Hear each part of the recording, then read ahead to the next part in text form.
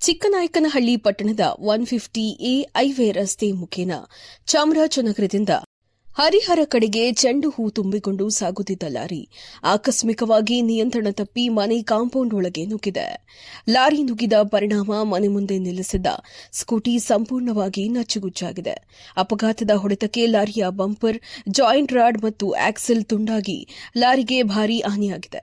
ಈ ವೇಳೆ ಲಾರಿ ಚಾಲಕ ಪ್ರಾಣಾಪಾಯದಿಂದ ಪಾರಾಗಿದ್ದು, ಕೂದಲೆಳೆಯ ಅಂತರದಲ್ಲಿ ದೊಡ್ಡ ದುರಂತ ತಪ್ಪಿದೆ.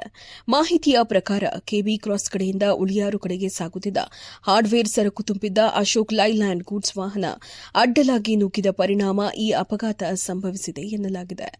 ಅಶೋಕ್ ಲೈಲ್ಯಾಂಡ್ ವಾಹನ ಚಾಲಕನ ಅಜಾಗರೂಕ ಚಾಲನೆಯು ಅಪಘಾತಕ್ಕೆ ಕಾರಣ ಎಂದು ಸ್ಥಳೀಯರು ಆರೋಪಿಸಿದ್ದಾರೆ.